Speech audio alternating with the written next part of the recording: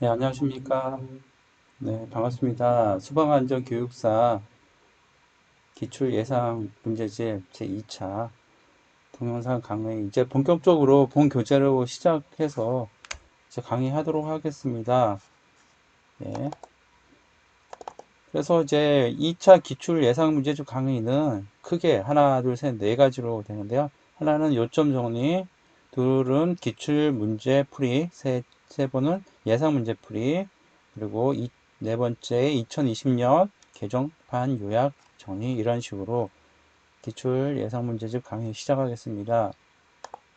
그래서 1차 시부터 6차 시는 요점 강의고요. 7차 시, 8차 시, 네, 7차 시, 8차 시는 기출 문제 해설을 우선 하도록 하겠습니다. 네, 그러면 본격적으로 제 교재입니다. 교재 첫 파트가 3개 나눠졌죠? 예, 이런 식으로 할 거고요. 1편,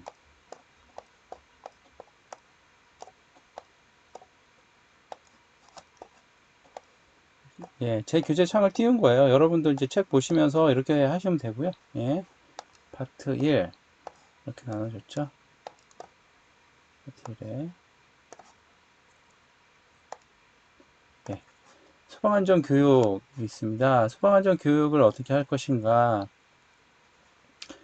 예, 소방안전 교육은 보시면 어, 화재뿐만 아니죠. 모든 사고에 대응하는 겁니다.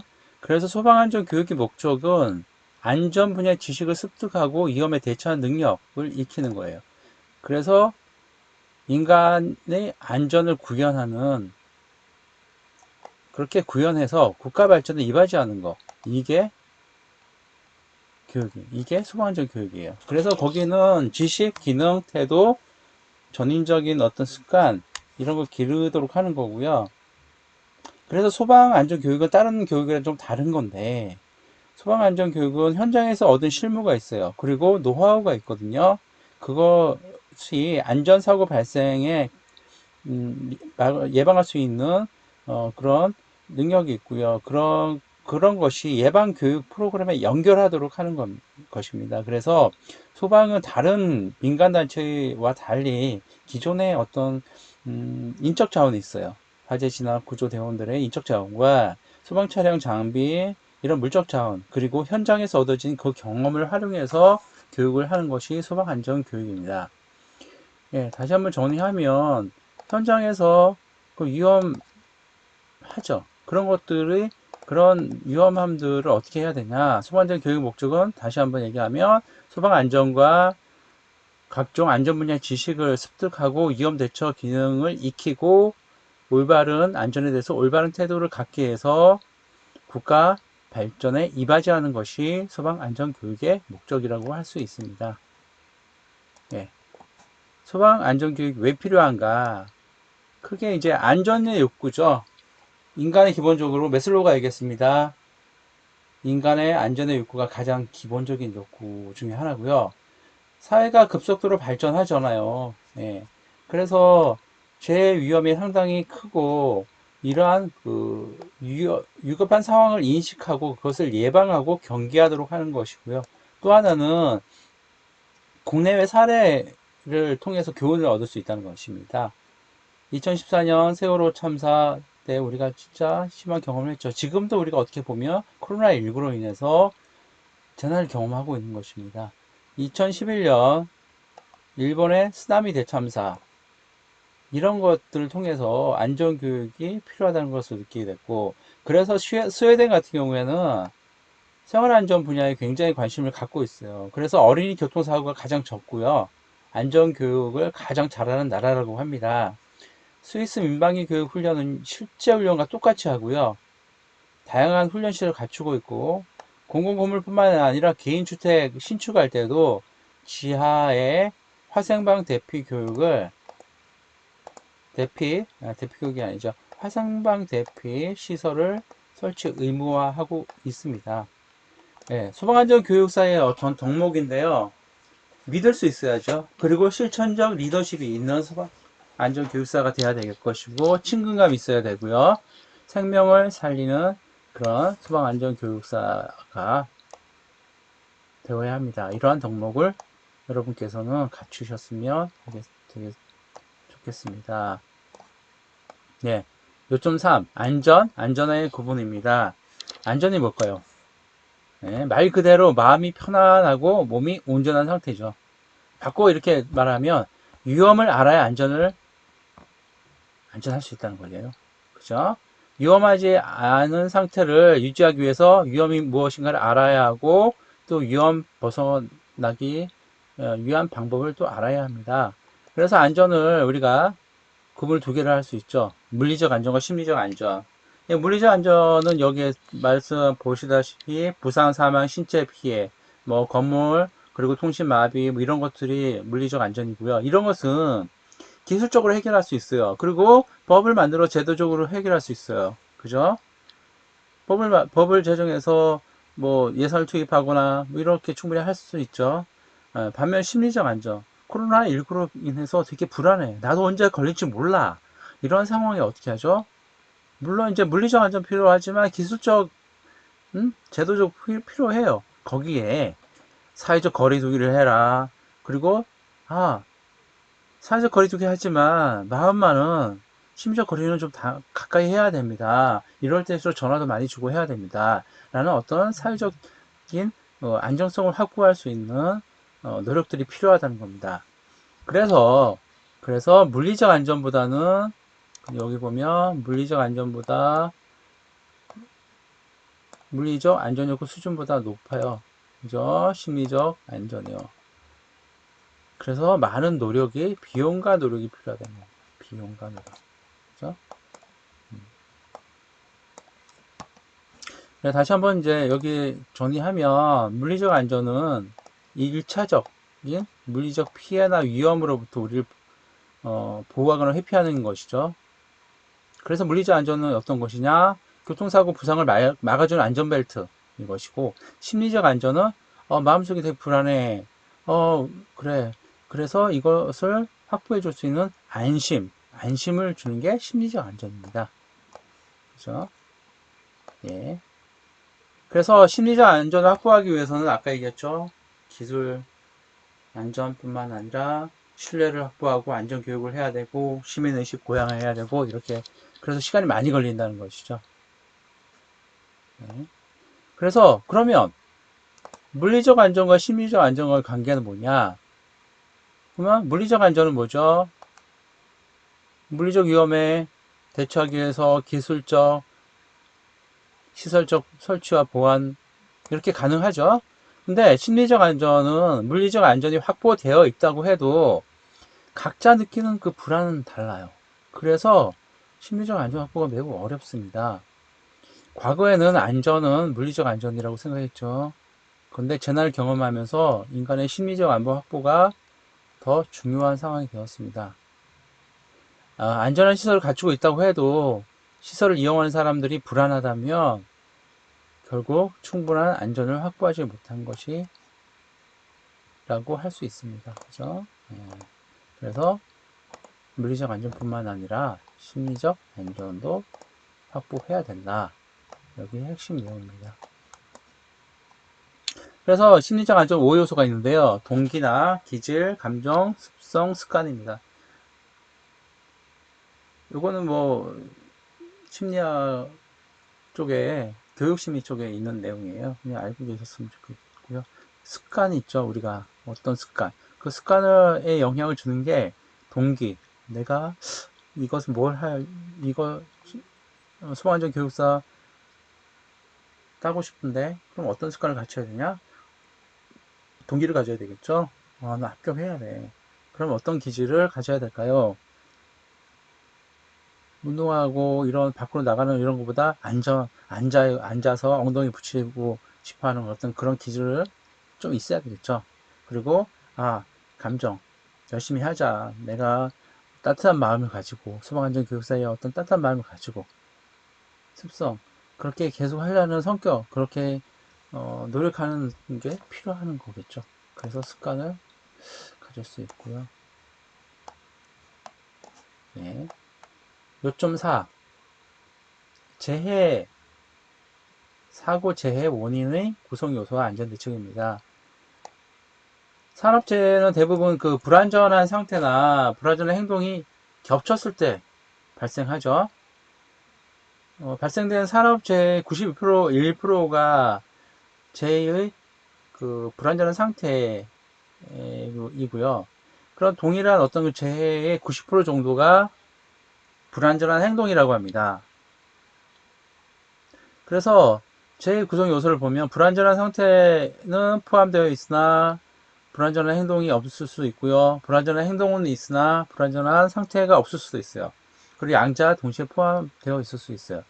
여기서 우리가 얘기했듯이 불안전한 상태와 불안전한 행동이 같이 있을 때 이것이 재해라고 합니다. 따라서 그 기술적 대책뿐만 아니라 사람을 대상으로 하는 인간적 대책이 병행되어야 되고요. 대책 수립을 위해서는 인간의 심리적, 생리적 특성을 연구해갖고 근로자와 감독자 간의 새로운 인간관계를 정립하는 것도 필요하다고 합니다. 그래서 결국은 작업자 얘기 나오죠. 작업자의 안전 사고 요인을 보면 다 대부분 그렇지 않지만 소수의 근로자들에 의해서 안전 사고가 발생해요. 그 사람의 성격, 지능, 감각이나 운동 기능에 따라서도 달라지고요. 그렇지만 아까 얘기했죠. 인간 심리의 5요소 이것을 제대로 함으로써 안전사고를 예방할 수 있다고 합니다. 그래서 안전사고는 그 근로자가 방심하거나 그냥 공상이라는 것은 이제 공적인 부상이 있는 이게 아니라 상상하고 생각하는 거죠. 방심하거나 딴 생각하는 거예요. 그리고 판단력이 부족하거나 주의력, 주의 집중하지 못하거나 안전의식이 부족하거나 그리고 개인적인 결함이 있죠. 일하러 온 사람이 과도한 자존감이나 뭐 허영심이나 이거 할 수 있어요. 막 불안전한 그런 상황에 도전 막 하고 이런 거 안전을 확보해야 되는데 그러지 못하는 그런 성격. 그리고 그 사람의 심리적인 현상이 있어요. 그 신체적, 심리적. 시각이 잘 안 들리고 잘 안 보이고 육체적 내가 할 수 있는데 오늘은 되게 몸이 안 좋은 상태임에도 불구하고 막 이렇게 육체적 능력 초과해서 일하고 이런 경우에 안전사고가 나는 거죠. 그리고 그 작업자가 잘못 생각하거나 잘못 보고 이런 것들에 의해서 그런 돌발 상황 현상인데요. 이래서 그런 것들이 있어요. 차고 주의력 분산에 의해서 발생한다. 그리고 착각은 잘못 내가 여기 A라고 생각했는데 나중에 보니까 B였던 거죠. 이런 착각하는 거죠. 네. 그래서 인간 착오의 어떤 메커니즘을 보면 그 위치 여기 분명히 오른쪽에 놨는데 왼쪽이라고 잘못 착각할 수 있는 거죠. 그리고 순서 1, 2, 3, 4로 해야 되는데 1, 2, 4, 5, 3 이런 식으로 착오할 수 있고요.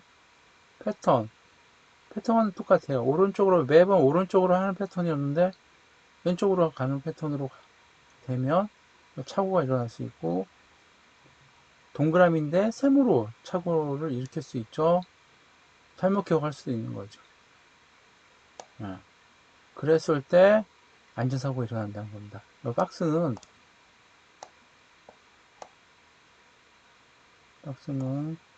그 교육심의 쪽에 나오는 겁니다. 오늘 그냥 참고로 이해하시고요. 사고 재해 예방의 원칙입니다. 손원예대, 손원예대. 손실우연 법칙, 원인 계기 원칙, 예방 가능 원칙, 재해 선정 원칙입니다. 손실우연 원칙이요. 예. 손실은 우연하게 그래서 사고 자체가 발생하지 않도록 방지와 예방이 중요하고 사고는 항상 원인이 있죠. 그죠? 원인 계기 원칙, 예방 가능 원칙. 예방 가능하죠. 원인만 제거하면. 대책 선정 원칙.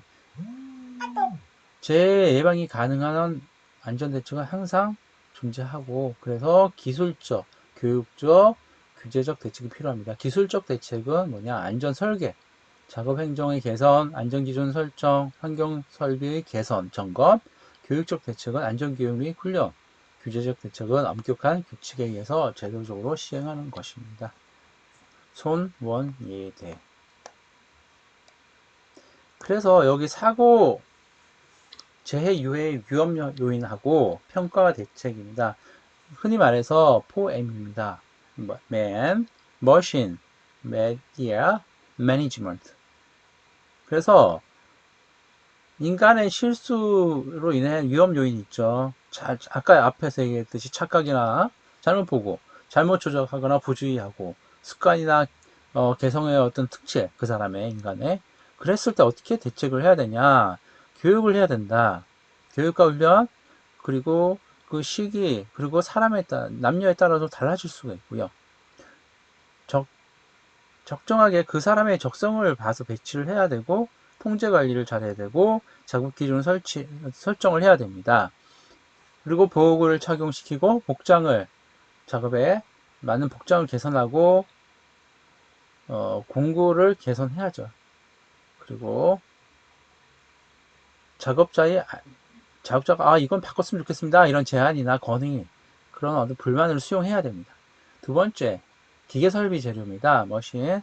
기계설비 변형이나 부식되거나 마모되거나 부품 결함이 있거나, 그리고 기계가 구조상, 작업상 위험한 그런 상황, 그런 것인 거나, 기계 배치상 위험, 그리고 원자재 보관, 운반의 위험이, 이런 기계설비 위험 요인은 정기 점검이나 설계 성능 검사나 판정 기준 설정, 그리고 구조상 표준 작업 기준을 정하고 공구를 안전화시키고, 그리고 책임자 배치를 하고 이상 예지 훈련을 하고 운반, 보관 포장의 안전상 어떤 절차를 정하는 것입니다.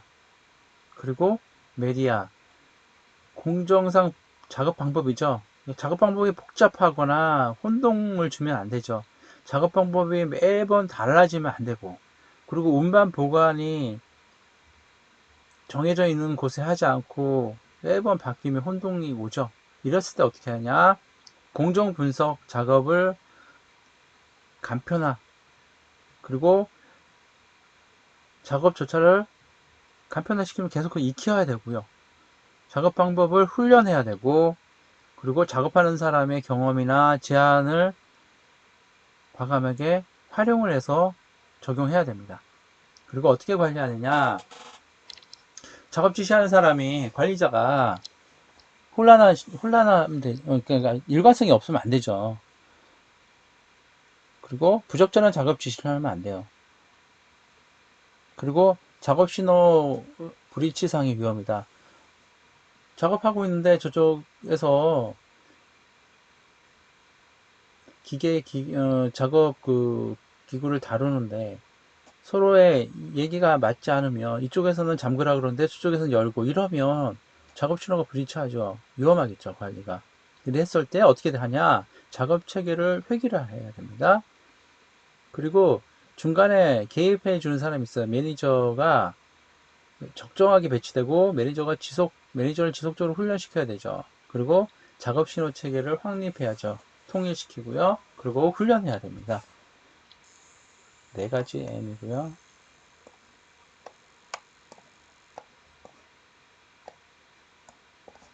예. 6.7입니다. 위험관리 5단계 대책입니다. 아까 포엠에서 더 한 발짝을 나온 건데요. 위험을 관리를 하는 겁니다. 아까 보다 위험을 어떻게 관리해야 되냐. 총 5가지입니다. 위험원과 사고 발생 조건에 따라서 우선순위를 정했어요.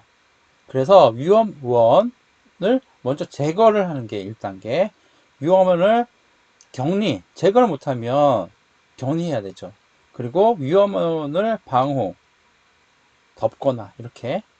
그리고 4단계가 위험원에 대한 인간의 보강. 위험한데 제거하지 못하고 격리하지 못하고 방어하지 못하죠. 그러면 그것을 위험원을 또 관리할 수 있는 사람을 보강하는 겁니다. 그 다음에 5단계는 위험원에 대한 인간이 잘 적응하게 인간의 적용입니다.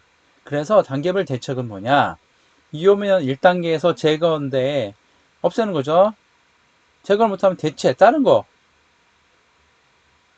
전체 작업 방법을 변경하는 어떤 대체죠. 2단계의 위험은 격리는 뭐냐? 자동화. 위험원에 사람이 가까이 가지 않게 하는 그런 거죠. 자동화, 원격 조종하든가 위험점하고 이격하거나 안전거리 확보하거나 이런 거고. 3단계의 위험원의 방호는 방호, 덮개를 덮거나 안전 인접 후드를 설치하거나 중간에 개입해서 끊어주는 방호 장치. 작업하다가 위험한 상황이 될 것 같다 그러면 그렇죠. 중간에 끊어주거나 개입해 줄 수 있는 뭐 도로 뭐 이런 걸 수 있고. 그리고 4번 4단계 위험원에 대한 인간의 보강인데요. 적정 하게 손으로 할 수 있는 어떤 공구를 사용하거나 그래서 일부 작업 변경할 수 있죠. 그 사람에 대한 그 보호구를 착용하게 하는 어떤 인간 그 사람에 대한 보강. 그리고 5단계는 인간의 적응이죠. 인간의 적용은 뭐냐? 교육. 그리고 기준이나 그 위험한 것을 작업조차나 위험 대피 요령이나 이런 것도 교육해야 되고요. 지속적인 훈련이 필요하죠. 위험한 상황이 발생하면 어떻게 행동을 해야 되냐, 이런 어떤 훈련이 필요합니다. 위험관리 5단계 이것도 꼼꼼히 봐주셔서 시험 문제 쓰실 수 있어야 될 것 같습니다. 예, 요점 8입니다. 하이니 도미노 이론입니다. 이 하이니 이분은요, 미국의 보험 분석 전문가예요. 그래서 5천 건의 보험을 분석을 했어요. 그래서 발표를 했고요. 그래서 우리가 잘 아는 330 이게 나오는 거예요. 아차 사고, 큰일 날 뻔했네? 라는 사고가 300. 그래서 경상이 29, 중상이나 사망이 한 건 일어나는 거고요. 이것을 이제 골패라는 어떤 이론으로 했어요. 서양의 이제 골패짝 이론을 도미노 이론으로 도입한 거고요. 그래서 사고에 따른 직접 손실비를 1이라고 하면 간접 손실비를 4라고 이렇게 정했습니다. 이 사람은. 그래서 하이니 도미노 이론을 보면 그죠? 1단계 사회적, 가정적, 유전적 요소이고요. 2단계 개인적 결함, 3단계 불안전한 행동 상태, 그리고 4단계는 그로 인해서 사고, 5단계는 재해가 일어나는 겁니다. 아까 재해가 뭐냐? 불안전한 행동하고 불안전한 상태가 겹치는 공통적인 거기라고 그랬죠. 맞습니다. 하이니 제도미노 이론 5단계에서 가장 중요하게 생각하는 것은 불안전한 행동 및 상태를 얘기를 하는 것입니다. 그래서 이제 가장 중요한 요소고 그것을 3단계 이것을 가장 중점적으로 두고 이 상태를 제거하는 것이 하이니 이론의 핵심입니다.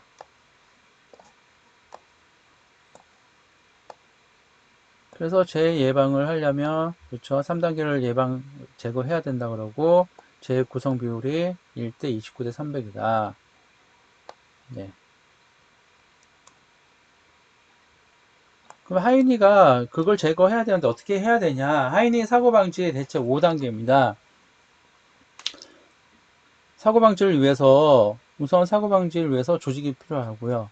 그래서 그 사실을 어떤 사고 발생했는지 사실 조사를 해야 돼요. 그죠? 2단계. 사실을 확인해야죠. 사람, 물건 관리, 재해 발생 경과 등을 확인하고, 자료를 수집하고, 작업 공정상 분석하고, 위험 요인, 검사 및 조사를 해야 되고, 3단계는 이것을 분석해야 되고, 4단계는 이것을 바꾸고자 하는 시정책을 어떤 것에서 어떻게 해야 되냐, 선정책을 해야 되고, 5단계는 시정책을 적용해야 됩니다. 가령 이제 교차로 상해 교통사고가 난다. 그럼 어떻게 해야 되냐? 사고방지 5단계에서 그러면 그것을 안전교육팀을 조직하겠죠. 그리고 안전교육팀에서 사실을 발견하는 겁니다. 현장에 어떤 상황이 있는지 쭉 검사도 하고요. 현장 나가 보겠죠. 3단계는 그 분석을 하겠고, 그러면 교차로 교통사고가 어떻게 해야 되냐? 3초 미리 3초 정지하고 사각 지역이 발생하는데 그 지역을 안전한지 안 한지 다시 한번 확인하고 지나가야 된다. 이렇게 시정책을 선정했어요. 그러면 적용을 해야 되겠죠. 어떻게 적용하냐? 3이 엔지니어링, 에듀케이션, 인포스 실행입니다. 실행. 네.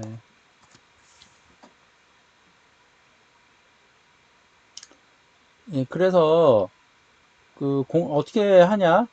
우선 안전하기 위해서 사거리상에 소방차가 지나가면 소방차 신호를 받아서 적색에서 빨간색으로 이렇게 하는 어떤 그렇게 해주는 어떤 공학 기술 이런 걸 적용을 하든가 아니면 운전원을 교육을 시키던가 이런 것들이 필요하고 현실적으로 현장에 나가서 훈련하고 실행하는 것도 중요하겠죠.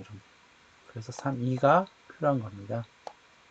제가 박스 친 거는 주로 이제 교육심의 쪽에 나오는 거고요. 교재는 없는 겁니다.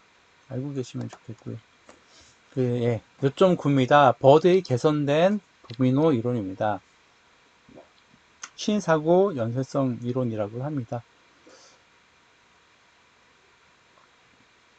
버드는 보험 전문가죠. 그 하이니는 인적 재난에만 다뤘는데 그래서 그것에 반대해서 불안전한 상태와 행동의 원인이 개인적 결함이라는 사실을 반박했어요. 그래서 그 버드는 불안전한 상태와 행동의 원인이 우리 앞에서 봤죠. 포엠에 기인한다. 그래서 근본적 원인은 누구냐? 경영하는 사람, 기업주의 통제관리 부족이다. 그래서 이 사람은 통제관리에 중점을 뒀습니다. 일하는 사람이 불안전한 행동, 응? 과 그런 상태 여기보다 그것을 관리하는 사람의 예, 관리 결여에 중점을 두고 있습니다. 그래서 이 사람도 똑같이 5가지죠. 관리, 기원, 징후, 접촉, 손해. 관기, 징, 접, 손. 너무 어렵네요. 관리, 기원, 징후, 접촉, 손해. 그래서 관리는 통제의 부족이고요. 기원은 기본적 원리, 그 다음에 징후는 직접적 원인, 접촉은 사고, 손해는 재해, 이렇게 보고 있습니다. 그 버드도 이제 하이디어 같이 5개의 손실 요인을 연쇄적 반응으로 이렇게 재해를 일으키는 거 봤죠. 그런데 그 첫 단계 전문적 관리 기능의 부족을 봤어요. 그래서 사고 발생 이론에 의하면 사고 발생 가능성은 사회구조적 요인은 물론 개인의 건강, 기능 수준 및 정서 상태의 불안정에 따른 개인적 요인들에 의해서 일어나는 경향이 크다. 개인적 위험 요인을 미리 예방하고 제거하는 게 필요하다. 그래서 관리자의 통제 부족, 관리자가 더 신경 써라. 이런 얘기를 해주고 있습니다.